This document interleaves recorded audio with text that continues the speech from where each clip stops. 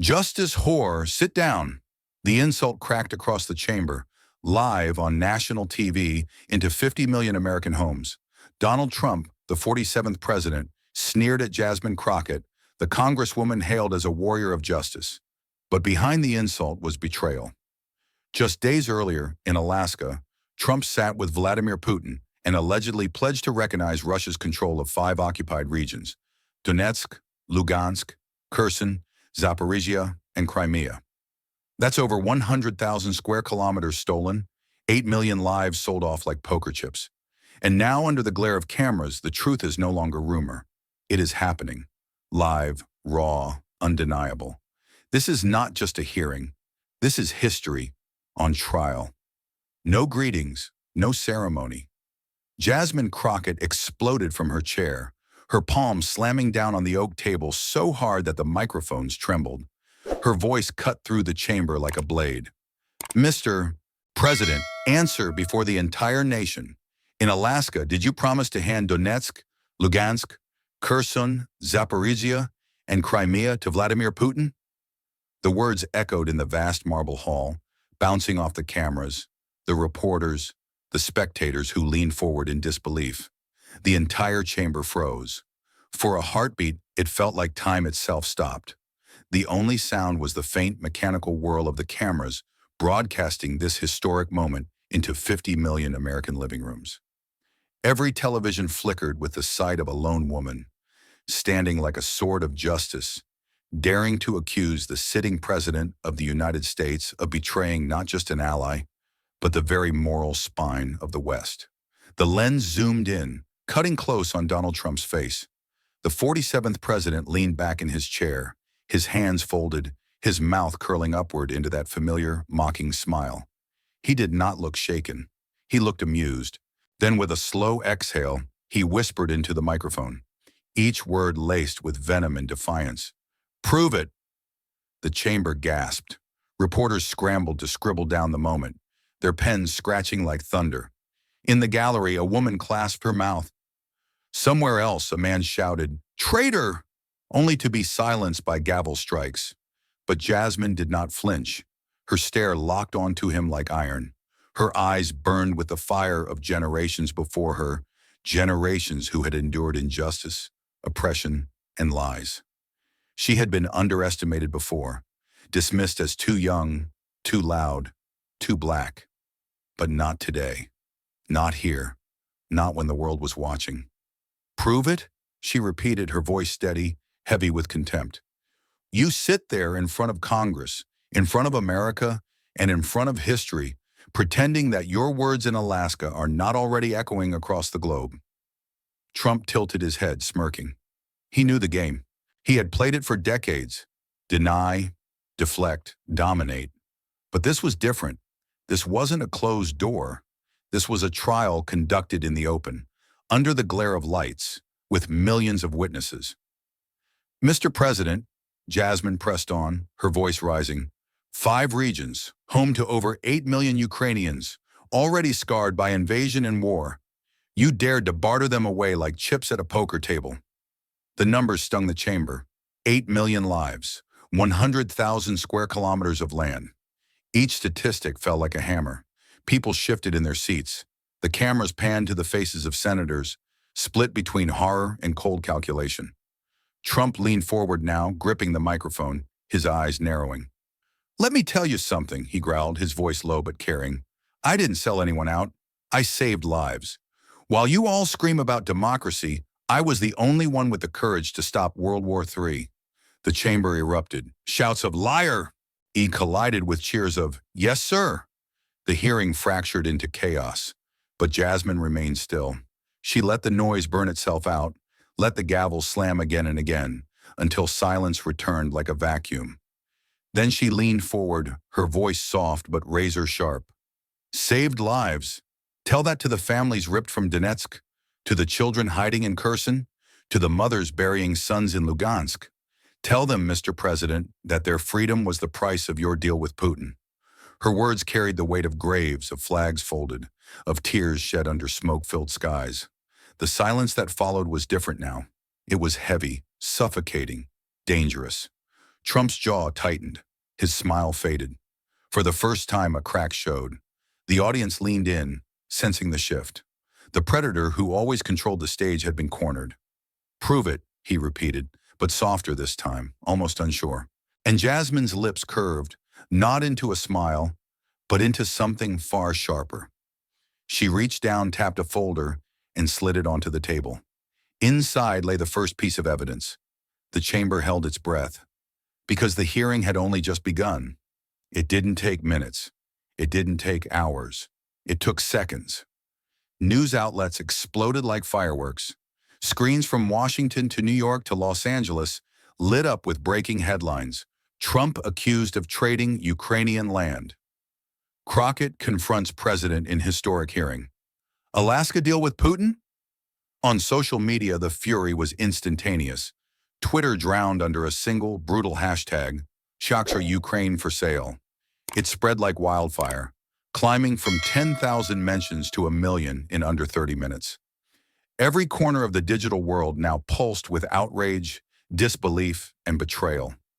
Cable news anchors shouted over each other. Radio hosts screamed into microphones.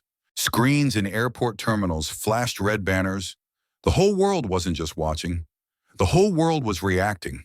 Inside the hearing chamber, the atmosphere grew thick, suffocating. Every breath, every cough, every shuffle of papers carried the weight of history. It was as if each sound might ignite the room, like sparks in a chamber full of gas. A senator wiped sweat from his brow.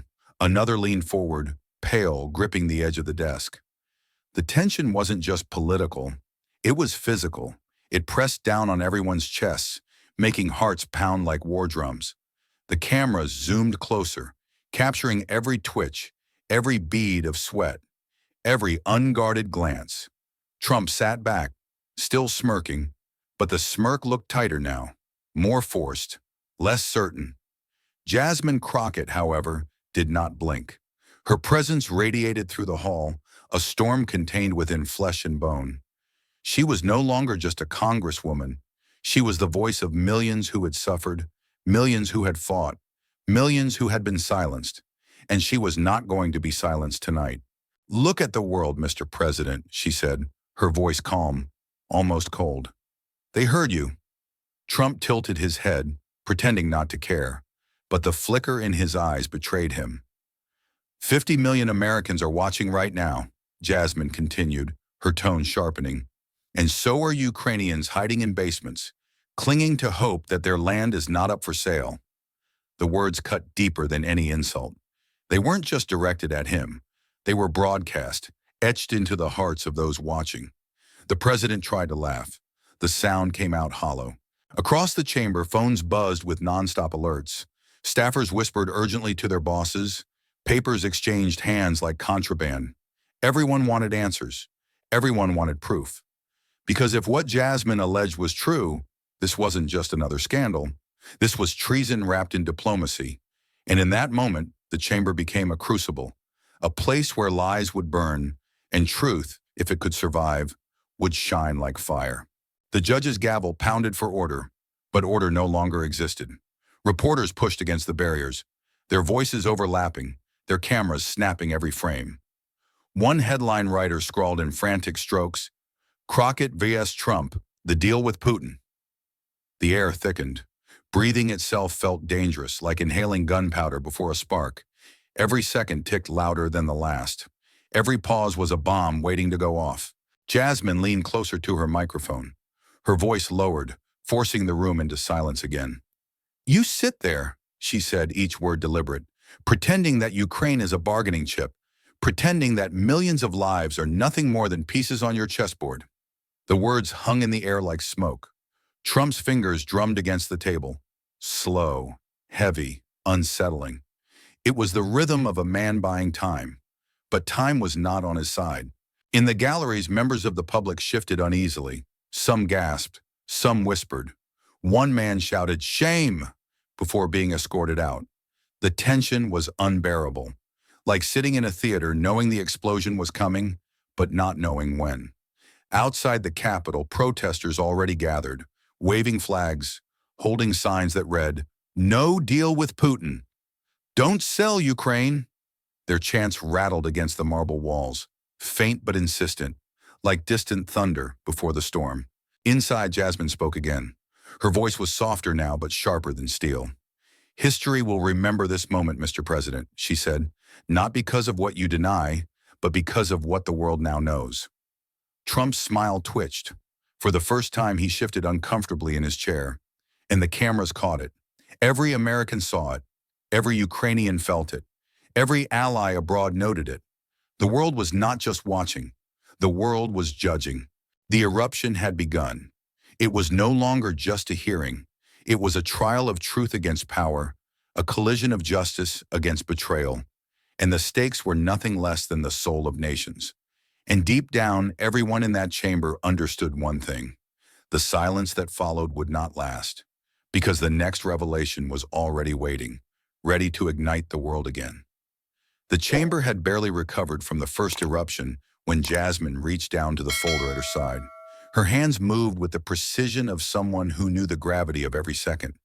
The cameras followed her every motion, zooming in as she pulled out a single document. It was thin, unassuming, just a piece of paper, but everyone in the room felt its weight before they even saw what it contained. She laid it flat on the table, then lifted it for the cameras. The air itself seemed to recoil. It was a map of Ukraine, and smeared across its outline were 5 regions shaded in violent, unmissable red: Donetsk, Lugansk, Kherson, Zaporizhia, Crimea. The blood-colored ink bled across the borders like open wounds. Gasps rippled through the chamber. Some whispered, some cursed under their breath. One senator buried his face in his hands. The reporters surged forward, shouting over one another, their flashes like lightning across the chamber walls. For the millions watching live, the image seared itself into memory. An image of a country carved apart, its heart bleeding under foreign hands. Jasmine's voice cut through the chaos. "This," she declared, holding the map high, "is the internal memorandum from that Alaska meeting, the very document that outlines the territories our president promised to recognize as Russian." Her tone was sharp, unwavering, the cadence of a prosecutor driving her case. 5 regions, 8 million lives, stolen land. And this administration was prepared to place America's seal of approval on it. The chamber erupted again. Anger, disbelief, denial, all colliding in the same storm. And then over it all came a sound both chilling and familiar. A laugh. Trump's laugh. It rolled across the room, mocking, dismissive, dripping with contempt. He leaned forward into the microphone, his grin stretched wide. "A piece of paper. Worthless. Do you really think a scrap of ink and lies can tell this country what's true?" The words struck like poison. Half the room jeered in support. The other half shouted in outrage. Order collapsed into chaos. But Jasmine did not waver. Her eyes never left him. Her posture remained firm, rooted like a tree in the storm. She tapped the map with her finger. The sound of nail against paper carried across the microphone, echoing in homes across America. "This is not worthless," she said, each word deliberate. "This is a record, a blueprint of betrayal. And whether you dismiss it or not, the people now see it. The world sees it." Her voice hardened. "And history will not forget it." The silence that followed was jagged, uncomfortable, heavy with tension. Trump leaned back, his grin faltering for a fraction of a second, a fraction that the cameras did not miss. Across the country, television zoomed in on that map. On kitchen counters, families leaned closer. In bars, strangers argued over every line of red. On phones, screenshots went viral, ricocheting across feeds with captions like, "Ukraine for sale." The map Trump doesn't want you to see? The numbers climbed. 5 million shares, 10 million, 20. Until the map was no longer just a document. It was a weapon of truth. Inside the chamber, Jasmine pressed her advantage. "You call it worthless," she said, her voice calm, almost surgical. "Yet here it is. And the only reason you mock it is because you know it is real." Trump's jaw tightened. His knuckles whitened against the desk. "Real," he spat. "Real is the thousands of American soldiers I kept out of war. Real is the peace I brought when you people only bring chaos. He jabbed a finger at Jasmine, his voice rising into a shout. You want war? I want peace. The words rang out, but they felt hollow, defensive, desperate. Jasmine didn't flinch. She leaned forward, her eyes piercing into his. Peace without justice is surrender, she said. And you, Mr. President, surrendered Ukraine. You surrendered truth. You surrendered America's honor. Her words detonated in the chamber like artillery. Even those who had clapped moments earlier fell silent, because deep down, they knew. This wasn't about war or peace, it was about betrayal. The map still lay between them, blood red, undeniable, eternal. It stared back at the chamber like a wound that would never heal. And for the first time in the hearing, Trump had no comeback. No insult, no joke, no laugh, only silence. But silence is fragile. It never lasts. And everyone in the room knew that the next revelation, whatever it was, would shatter it into 1,000 pieces. Because the map was only the beginning. The chamber had not yet caught its breath when the doors creaked open. Every head turned, every camera swiveled. A man stepped forward, hesitant at first, then steadier with each stride. His suit was wrinkled, his hands trembled, but his eyes held something fierce, something uncontainable. Gasps rippled through the gallery. Reporters muttered furiously into their microphones. Because everyone recognized him. He was no politician, no activist. He was a former Secret Service agent, a man who had once stood mere feet from the president, sworn to protect him, sworn to silence. And yet here he was, walking into the light. The judge's gavel banged, but the sound could not drown the pounding of hearts. The witness raised his right hand, swore the oath, and lowered it with a visible shake. Then he leaned into the microphone. His voice cracked at first, but quickly grew steady, carved by conviction. I heard him, with my own ears. The room went still. Reporters froze, pens poised midair. Viewers at home leaned forward, breaths caught. The agent swallowed hard, then spoke again, this time louder. I heard President Trump say, let Russia take them, and I'll have peace in Washington. The words detonated like dynamite. Chaos erupted. Gasps turned to shouts, shouts to screams. The chamber shook with the force of fury unleashed. Liar, roared one senator. Traitor, bellowed another voice from the gallery. The gavel pounded again and again, but order had been obliterated. Reporters shouted questions over each other. Cameras clicked like gunfire. And in living rooms across America, people leapt from their chairs, some in horror, some in rage, all unable to look away. Trump sat rigid, his smirk gone, his jaw clenched, his knuckles pressed white against the table. He tried to laugh, tried to summon that trademark dismissal, but the sound never came. Instead, he spat into the microphone, his voice sharp, venomous. Lies, absolute lies. But the chamber didn't believe him, not after the map, not after the witness, because two truths now stood side by side, one on paper, one in flesh. And together they painted a picture darker than denial could erase. Jasmine Crockett rose again, her voice slicing through the storm. Sworn testimony, Mr. President. A man who once guarded your life now risks his own to speak against you. Why? She turned to the witness. Her tone softened, but her words carried the weight of the world. Tell them. Tell America why you came here. The man's hands trembled, but his voice was unwavering. Because I swore an oath to protect this country, to protect the truth, and I cannot live another day knowing that oath was betrayed inside the Oval Office. His words drew silence sharper than any scream. Silence filled with shame. Silence filled with fear. Silence filled with truth. Trump slammed his fist against the desk. You're a coward, he shouted. A disgruntled nobody.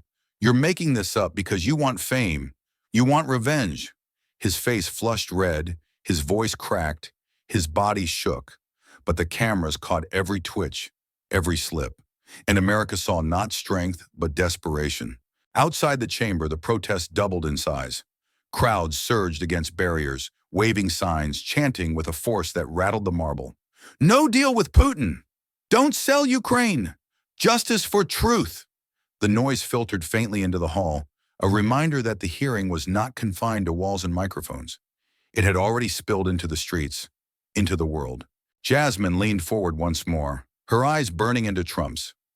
5 regions, 8 million souls, one oath broken. Her voice rose with every word. And now, testimony sworn under penalty of perjury.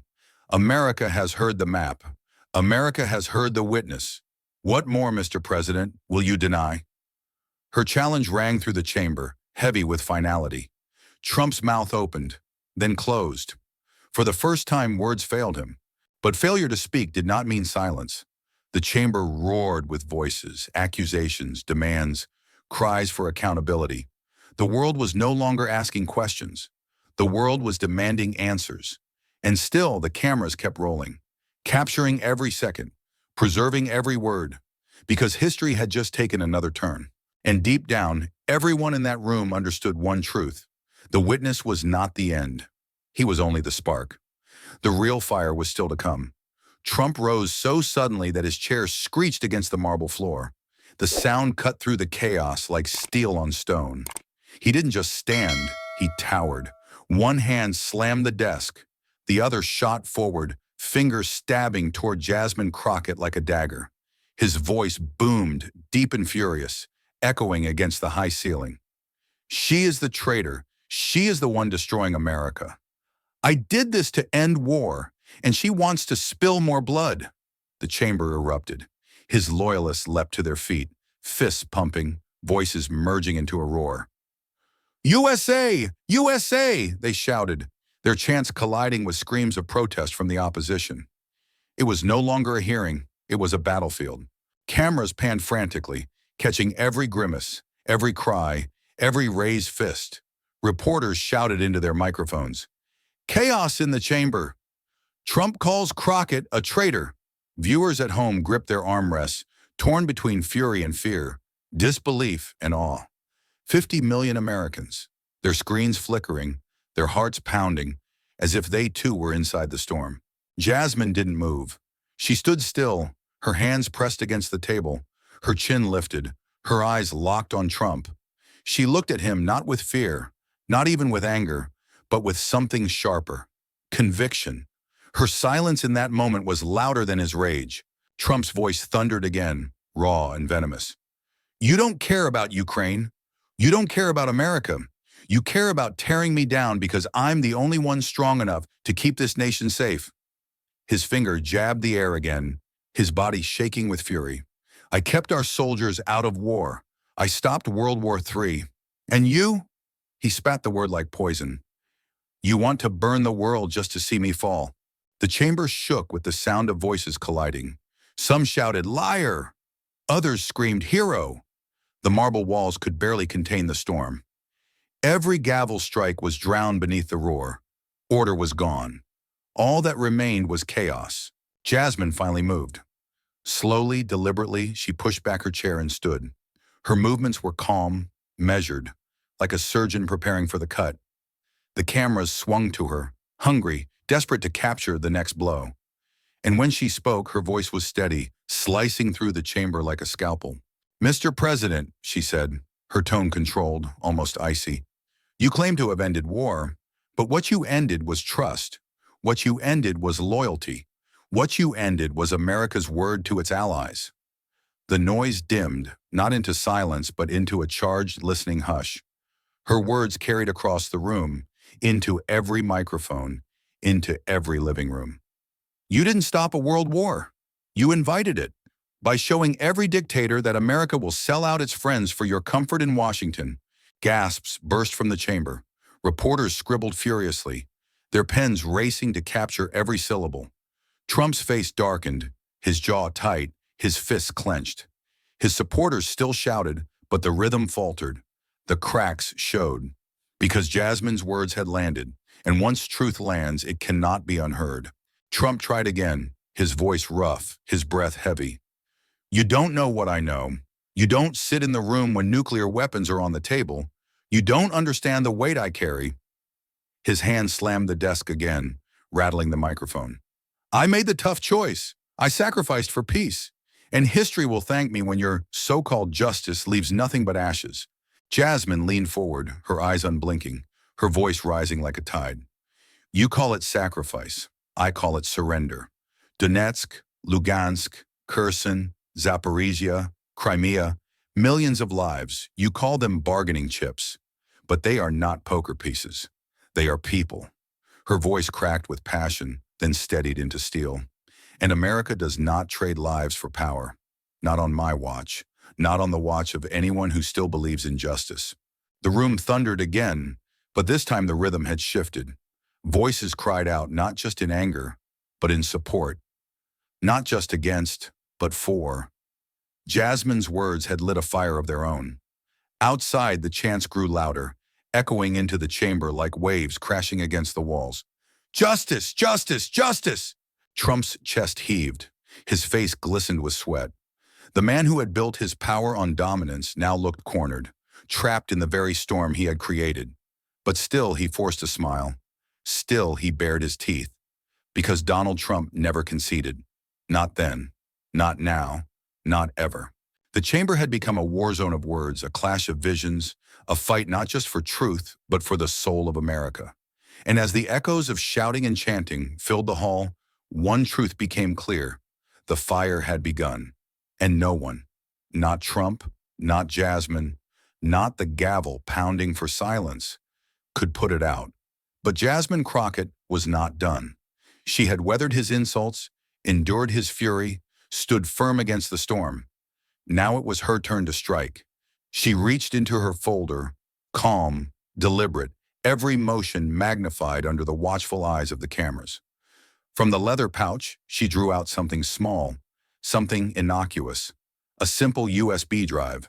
Yet in that moment, it gleamed like a dagger. The chamber held its breath again. Jasmine leaned forward, slid the device into the console, and raised her eyes to meet Trump's.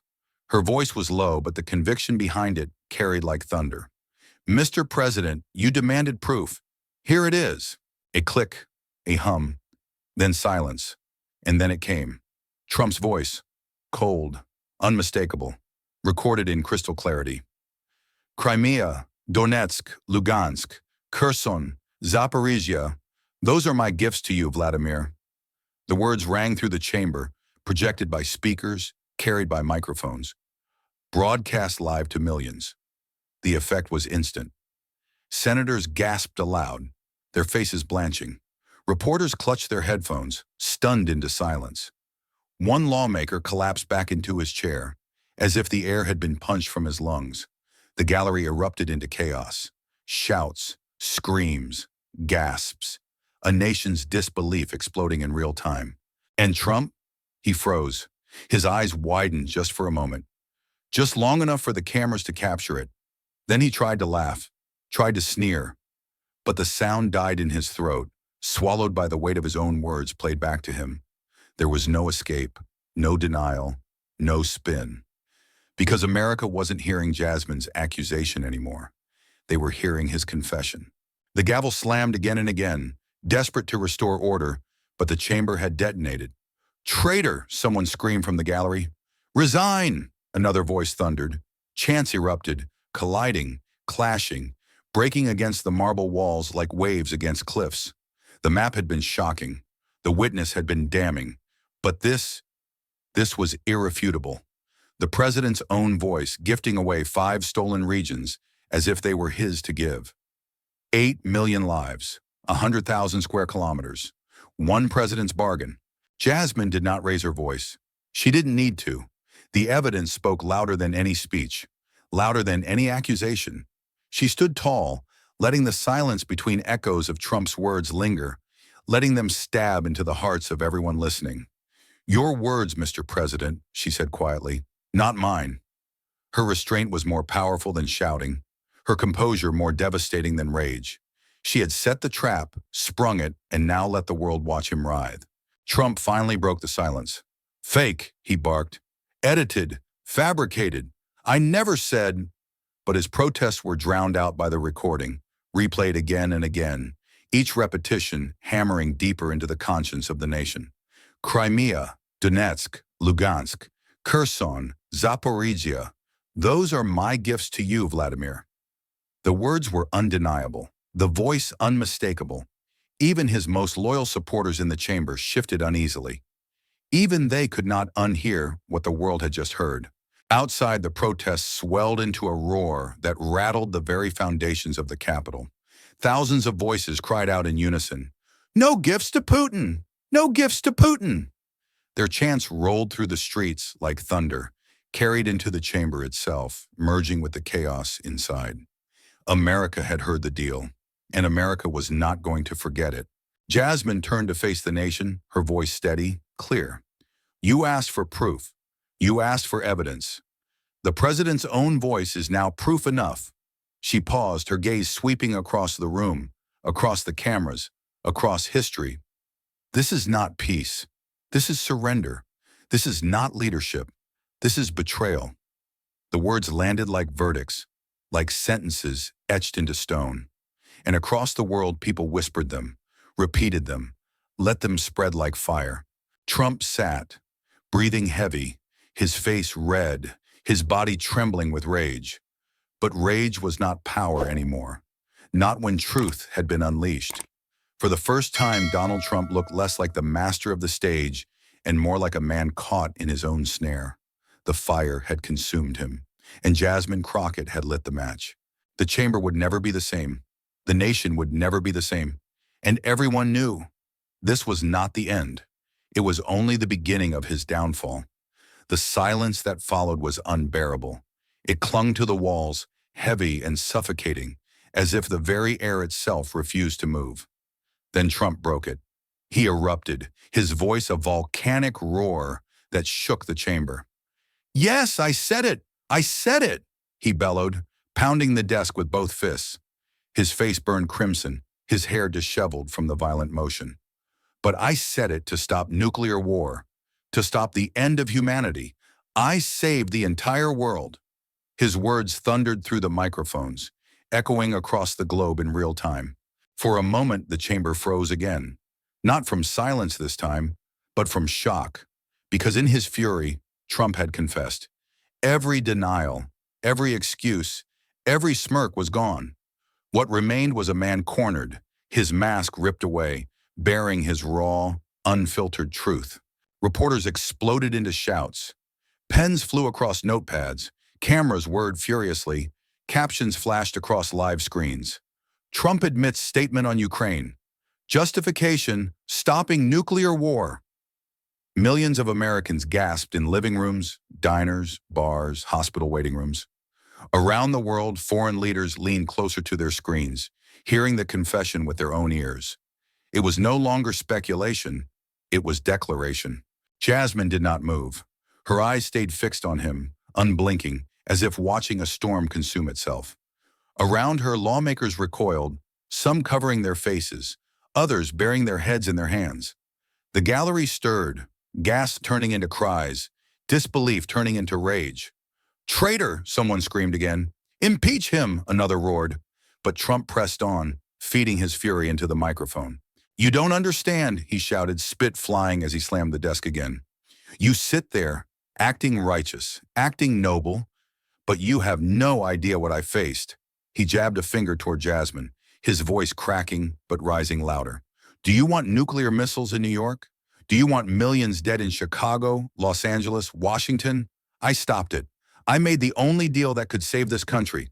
His words hung like smoke, acrid and choking. But instead of relief, they brought revulsion. Because the more he screamed about saving the world, the more he looked like a man willing to trade lives, to trade nations, to trade honor for survival. The mask of the dealmaker was gone. What stood before them was something darker. A man stripped of restraint, a man revealed. Jasmine finally rose, slow and deliberate. She didn't raise her voice. She didn't need to. Her calm was sharper than his fury. "Mr. President," she said softly, "you just admitted it. In front of Congress, in front of America, in front of history."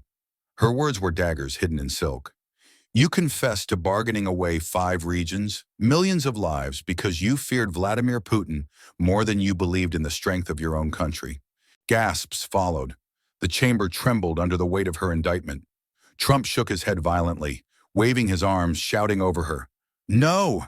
You're twisting my words! You're lying! I am the only one who stood up, and prevented the greatest war this world has ever seen. But every protest, every shout, every denial dug him deeper. The more he fought, the more his desperation showed.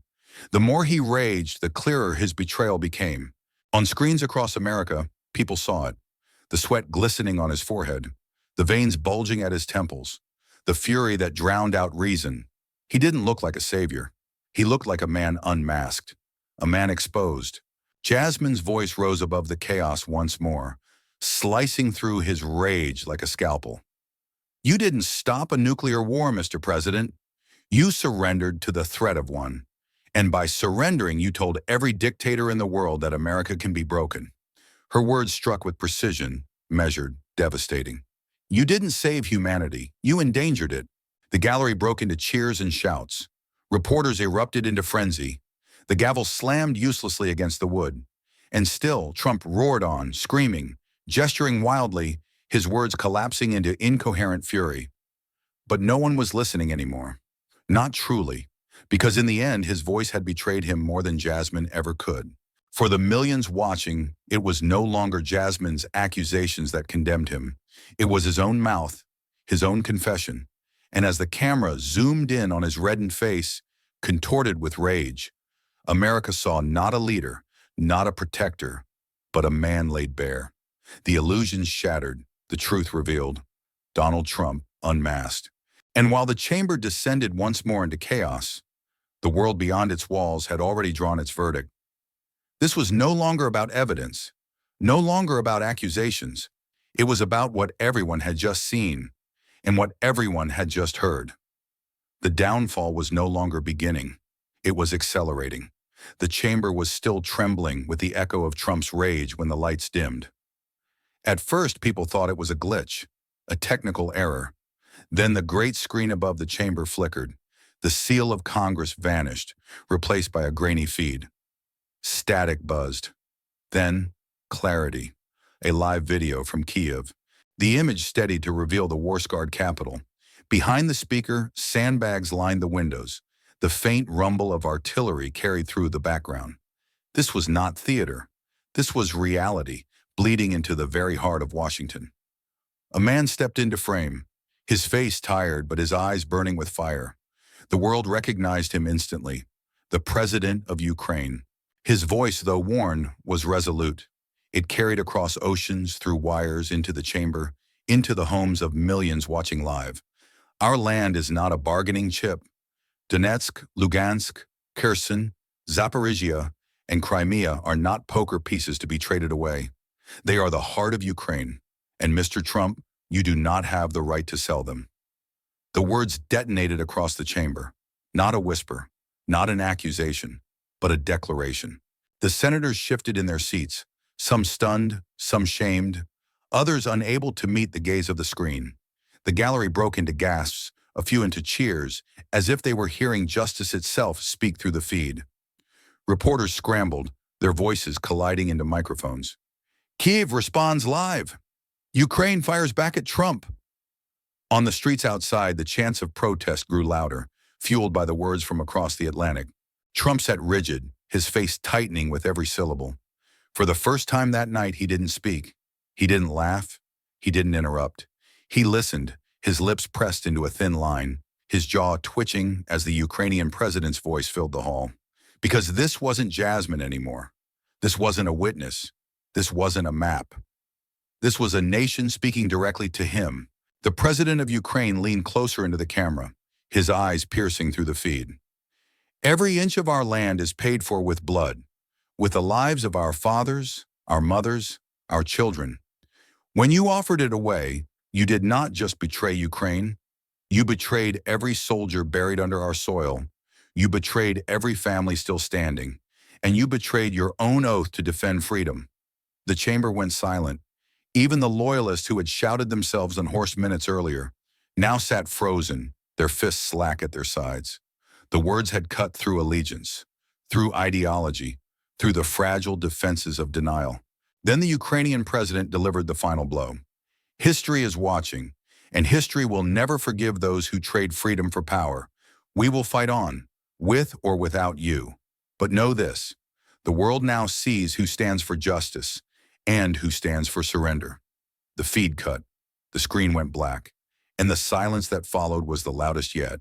Jasmine Crockett stood slowly, her eyes locked on Trump. She didn't raise her voice. She didn't need to. Her words were calm, but they sliced sharper than any blade. "Did you hear that, Mr. President?" she asked. "Justice has spoken." Her gaze did not waver. Her voice did not tremble. It was not just her speaking. It was the echo of a nation across an ocean. It was the echo of truth. Trump shifted in his seat, his hands tightening around the desk. He opened his mouth to speak, but the sound faltered. The camera zoomed in on his face, capturing the twitch in his jaw, the flicker in his eyes. For the first time that night, he looked not like the wielder of power, but the man on trial. The chamber breathed again, but the air was different now, heavier, charged. Because the fight had expanded. It was no longer just Trump versus Jasmine, no longer just Congress versus the president.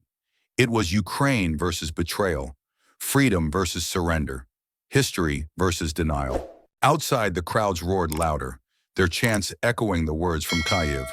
"Not for sale, not for sale." The sound rattled the windows, shook the marble, and spilled into the chamber like a tide. And in that tide, Trump seemed smaller, diminished, swallowed by the current of a truth larger than himself. Jasmine remained standing, her hands steady on the table, her eyes never leaving him. The silence was no longer suffocating. It was condemning. Because after Ukraine had spoken, after justice itself had been broadcast across the world, there was nothing left to hide behind. No insult, no denial, no spin, only the truth. And the truth was crushing him. The silence of the chamber had barely settled when the next blow arrived. Not from Jasmine, not from Congress, not even from Kyiv. This time it came from the world. Screens lit up across the chamber, phones buzzing, aides rushing papers forward with pale faces. The headlines spread like wildfire. NATO issues emergency ultimatum. EU threatens sanctions on U.S. over Alaska Pact. Gasps rippled through the room as senators read the words, their expressions shifting from disbelief to dread. Because it wasn't just America watching anymore. It was every ally America had left. The Secretary General of NATO appeared on split screens across the networks. His voice was cold, deliberate, stripped of diplomacy. If the United States proceeds with recognition of Russia's claim over Donetsk, Lugansk, Kherson, Zaporizhia, and Crimea, NATO will consider this an abandonment of alliance commitments. Sanctions and suspension will follow immediately. The words landed like missiles. Suspension, sanctions, abandonment. America, the cornerstone of NATO, was now standing on the edge of exile. Then came the voice of the European Union, a statement from Brussels, firm and unflinching. If the Alaska deal is enacted, the European Union will impose comprehensive sanctions on the United States, including restrictions on trade, finance, and defense cooperation. The alliance we have built for 75 years will not survive betrayal. 75 years, 3 generations of unity. Now hanging by a thread, the chamber erupted once again, but this time the chaos was not just domestic, it was global. Senators shouted over each other, their words colliding into a storm of panic.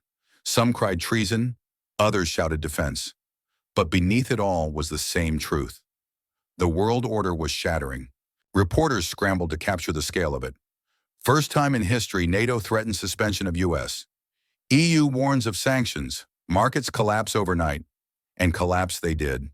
On Wall Street, futures plunged within minutes. In Frankfurt, London, Tokyo, red numbers spread like infection.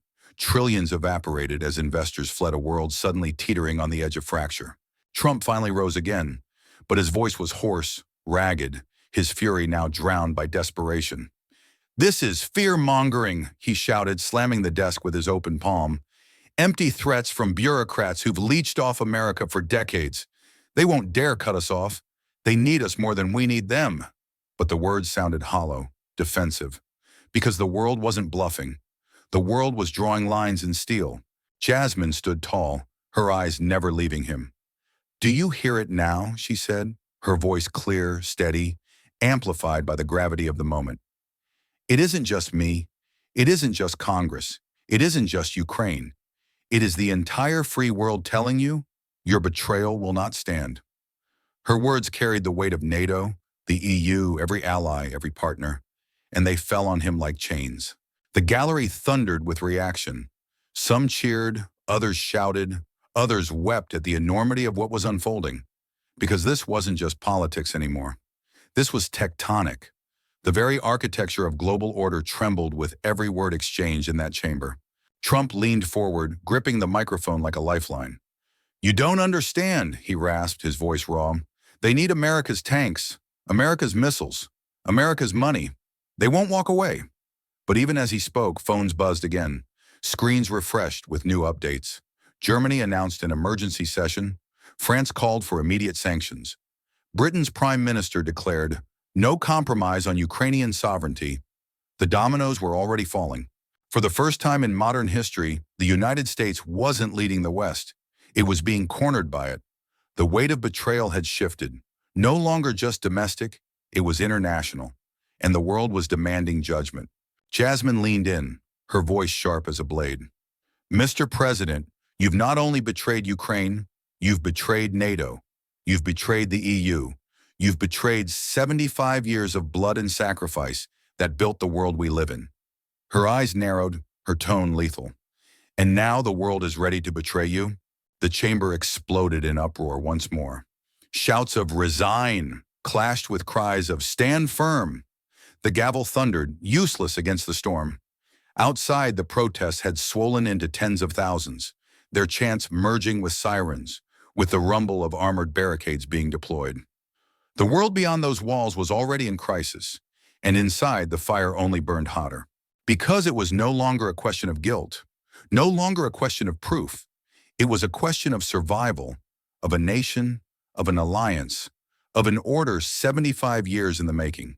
And with every second, the ground beneath America cracked wider.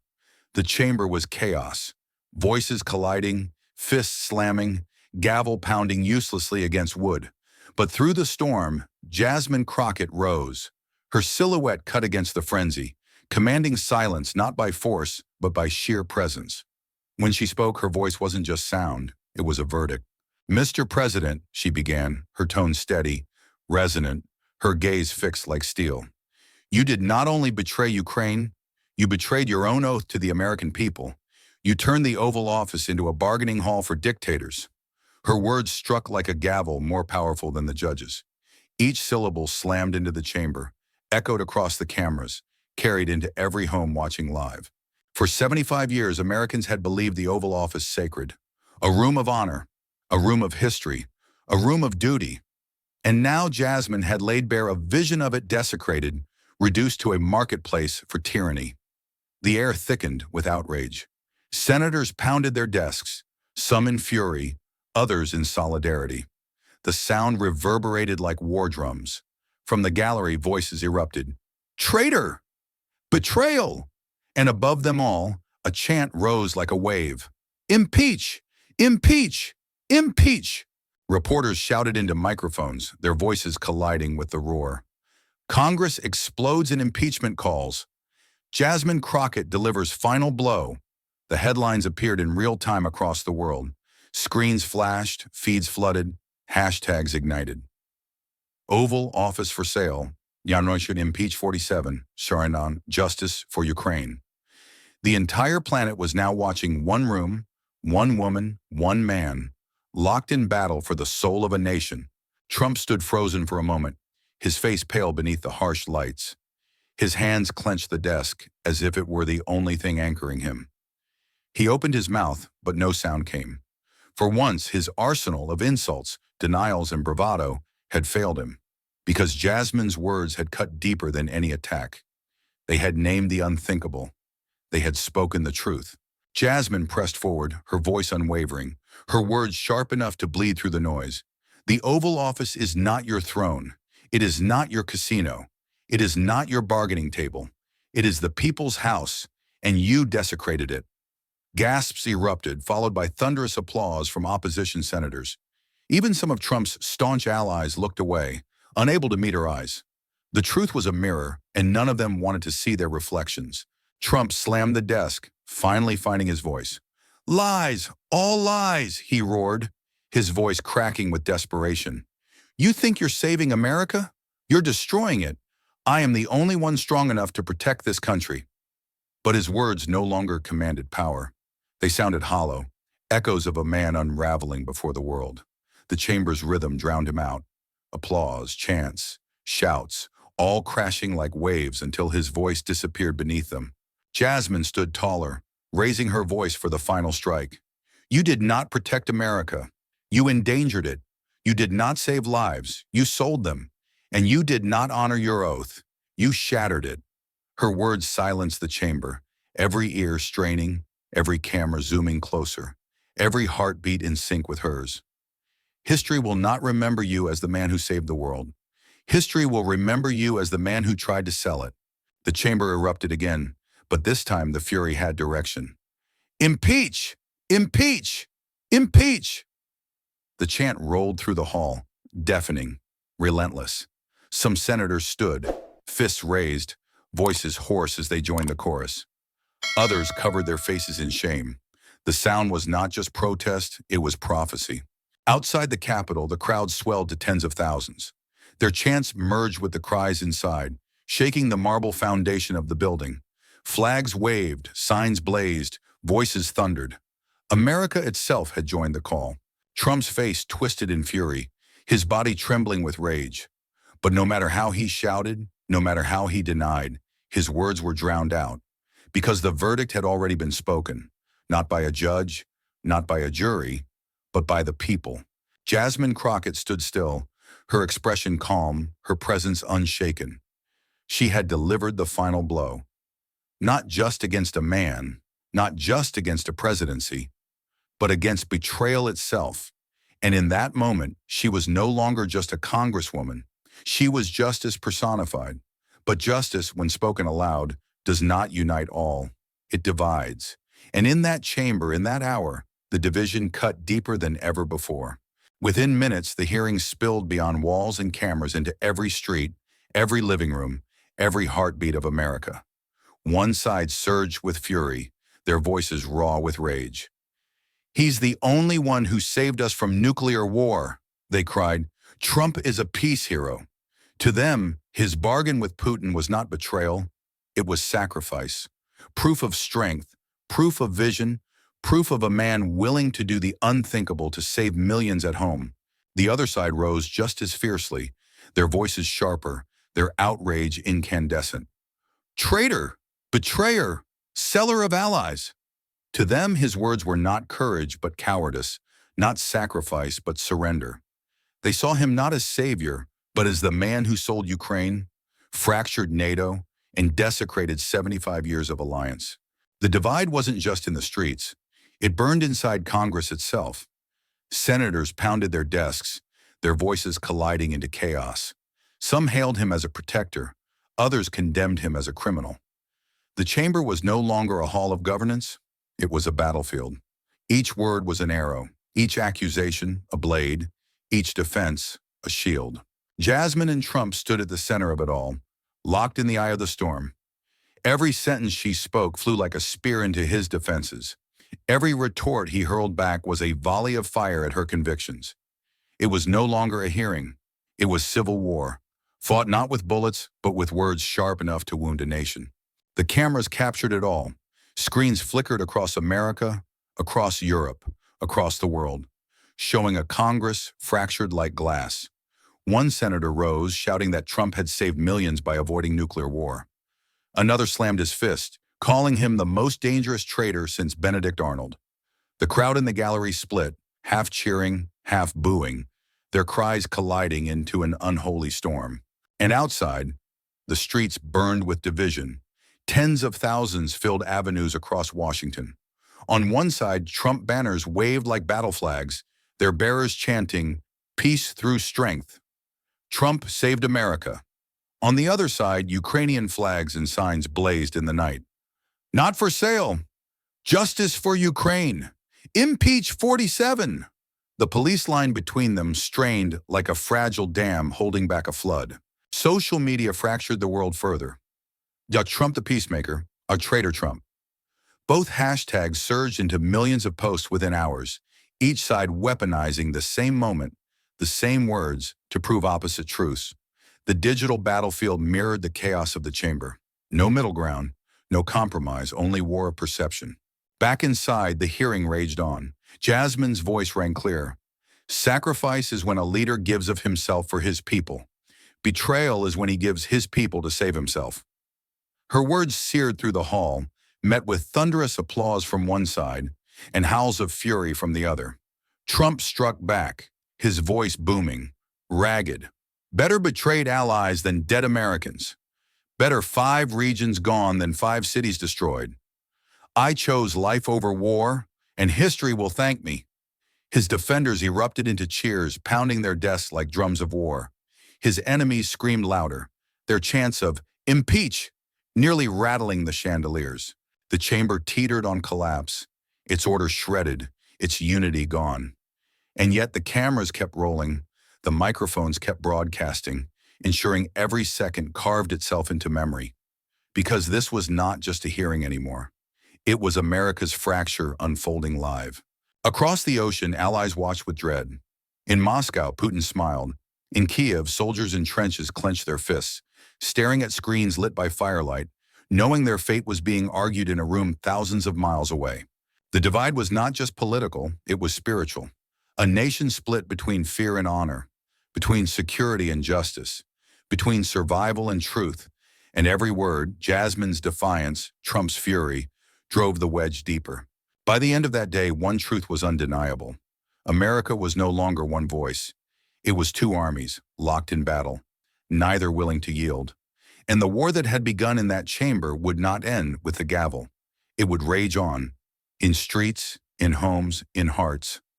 Because the question was no longer just about Ukraine. It was about what kind of nation America truly was. The chamber was a storm, roars colliding, chants shaking the walls, cameras flashing like lightning.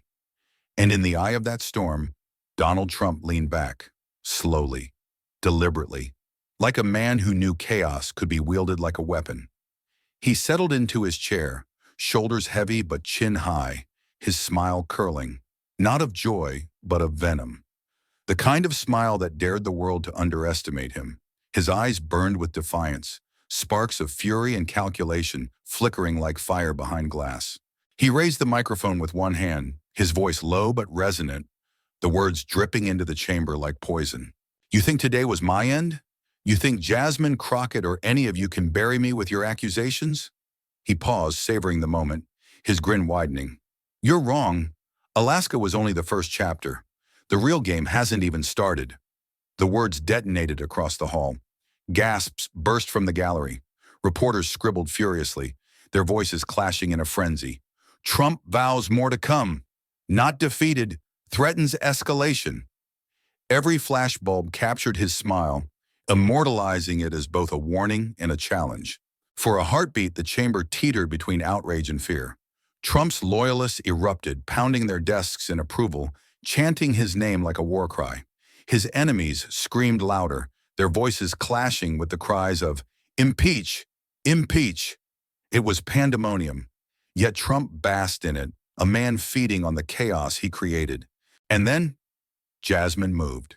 She rose from her seat with the calm of a storm's eye, her figure steady against the whirlwind.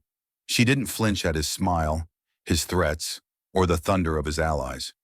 She lifted the folder of evidence, maps, memos, testimony, and the recording that had torn through the nation, and raised it high above her head. The cameras swiveled, flashbulbs exploding, as if the room had been struck by lightning. Her voice, when it came, was not a shout. It was clear, sharp, unyielding. If this is only the first chapter, Mr. President, she declared, her words slicing through the chamber, then I will be the one who writes the ending. Her words silenced the chamber like a blade severing noise. The chants faltered, the chaos stilled, the storm froze mid-breath. Every camera lens locked onto her, every microphone caught the conviction in her tone, every viewer felt the weight of her vow. Trump's smile faltered for the first time, just slightly. the twitch of a man unaccustomed to defiance he could not dismiss. But Jasmine did not look away. Her eyes were steel, her presence unshakable. In that moment, she was no longer simply a congresswoman, no longer merely a prosecutor of truth. She was a sentinel, a guardian, a promise incarnate. The chamber erupted again, but this time it was not just chaos. It was history taking its first steps forward. Reporters shouted into microphones, their words flooding the world. Crockett vows to finish what Alaska started. The battle lines are drawn. The gallery clapped, roared, wept, some out of hope, some out of rage. The division had not vanished, it had hardened. Outside the Capitol, the crowd of tens of thousands surged like an ocean, chants colliding in a storm that shook the night sky. Trump saved us. Trump betrayed us. Justice! Justice! The city pulsed with fury, fear, and fire. Helicopters thundered overhead. The air itself seemed ready to combust. Back inside, the cameras flashed again and again, capturing a single tableau. On one side, Trump leaned back, his smile cold, his eyes daring the world to stop him. On the other, Jasmine stood unyielding, the folder raised like a banner of truth, her vow etched into the air. Between them, the chamber quaked. The nation fractured. The world trembled. The gavel slammed at last, declaring the hearing adjourned. But no one heard it, because the hearing hadn't ended. It had only transformed into something larger, darker, unstoppable. As the room emptied, reporters shouting, senators arguing, the world buzzing with shockwaves, one truth lingered in the air. The Alaska deal had not just shaken America, it had shaken the planet, and the battle between betrayal and justice had only begun. In the end, the Alaska deal was not only about borders on a map, it was about the borders within our own hearts, between fear and courage, betrayal and loyalty, silence and truth. History reminds us that justice is never gifted. It is fought for, often against those who would sell it for power. And the lesson is simple, yet eternal. A nation's honor, like a person's soul, is measured not by what it gains, but by what it refuses to surrender. If this story shook you, don't just scroll, pause, reflect, pass it on. Tell someone that justice is never a bargain and truth should never be for sale. Like, comment, and share it with those who believe that silence is complicity. Subscribe to Harrison Stories, where betrayal is confronted and courage is given a voice. Hit the bell, because the next chapter of this struggle isn't safe. It's raw, and it may change the way you see power, loyalty, and justice. This is a fictional dramatization, born from real wounds, real betrayals, and real acts of defiance. Any resemblance to actual people or events is coincidental or symbolic, a mirror held up for public reflection. Thank you for watching. Justice is not inherited, it is demanded. This is Harrison Stories.